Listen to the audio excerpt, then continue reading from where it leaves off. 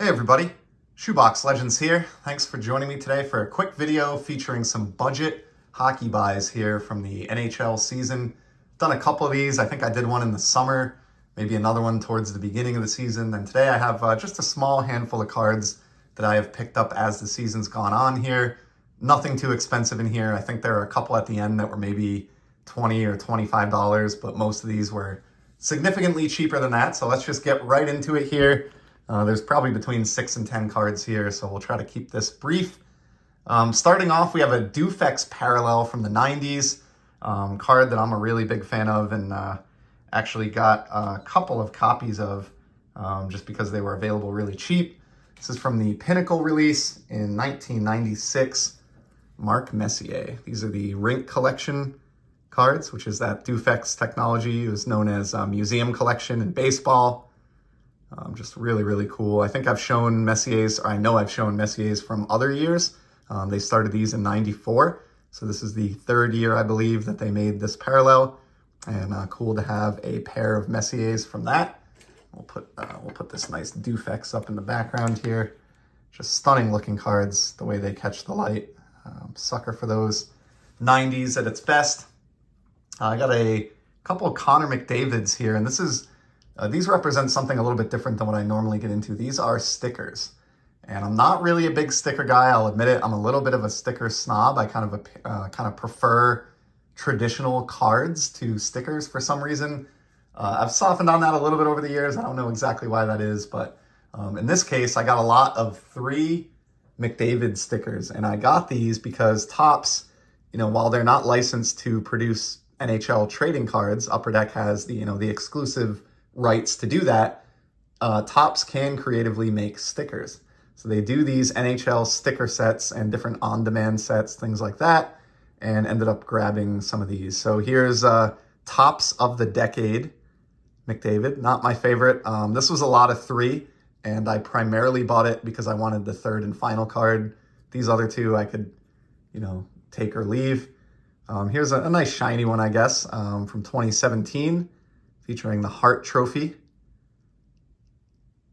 Heartline is the name of the subset on that one. So just some shine. Not a huge fan of guys in suits on cards. Would prefer to see him in uniform. But this third one is the reason I wanted this lot. This is a design based on the 81-82 Topps hockey set. So check that out.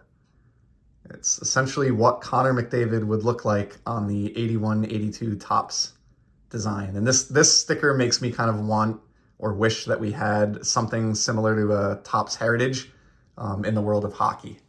There's really not a lot of opportunity for us to see current players on former designs in hockey, at least not as much as we get to do in baseball. But although it's a sticker, this one sold me. I think this lot of 3 was about $5, so I didn't break the bank on this by any means, and I'm just really happy to have this one, and maybe the other 2 I'll give away at some point or trade away to a friend. Here's a 90s parallel that's really, really awesome. Select Certified Mirror Gold of Ron Francis. Ronnie franchise. These cards are just stunning. Like, they really flat out glow in hand, as you can see. Just awesome. And I love the gold, with the Penguins, who are a team that has, predominant yellow and black or gold and black colors. Just think it's fantastic. Francis, I've said it 1,000 times, so I won't go there, but he's just criminally underrated, both in the sport in general and in the hobby. I think he's underrated in both cases when you look at the career that he put together. But great looking 90s card there. That was like, I kid you not, $5. And I think he's still top 5 in career points, or top 6, somewhere around there. So, to get that parallel from the 90s for $5 is just wrong. So happy to end up with that one. I've got a couple of exclusives cards next. I feel like I've been talking about these ad nauseum recently, but they are my favorite modern hockey parallels. So found an eBay seller that put up a Sidney Crosby from the 2021 release, numbered out of 100 as they nearly all are, and was able to snag this for around $20 plus shipping, which was pretty reasonable. So I don't think, for Sidney Crosby, I don't think you can go wrong at that price.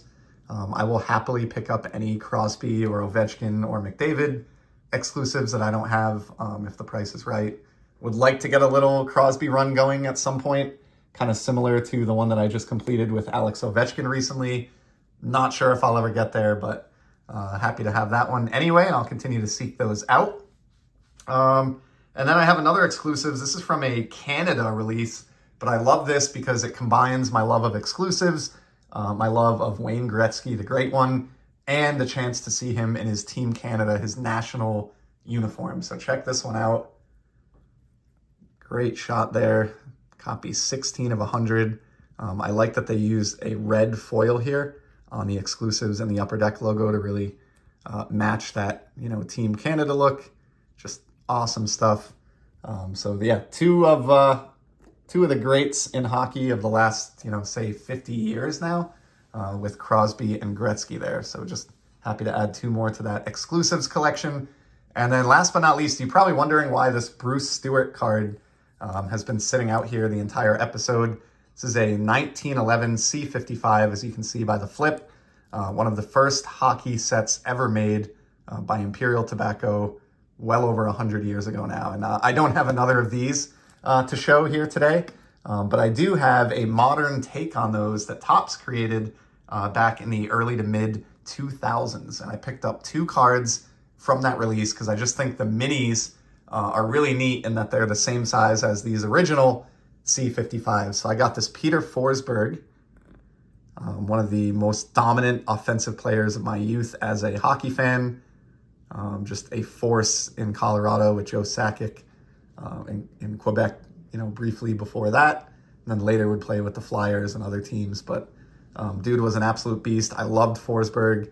Kind of reminded me a little bit of Ovechkin in that while he was an elite offensive talent, he also wasn't afraid to just throw down the gloves or engage in massive body checking and things like that. So it was a very physical player, but also just an elite offensive talent. So kind of cool to have this one to put alongside, an original C55.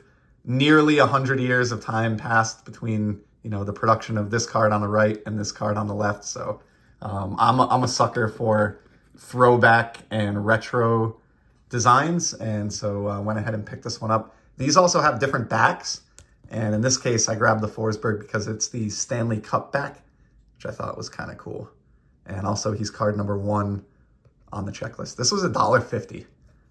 So I'm not claiming this is a valuable card at all. That's not why I bought it, but again, and it's kind of the point of today's episode, you don't need to spend a lot of money to have a really good time in today's hobby.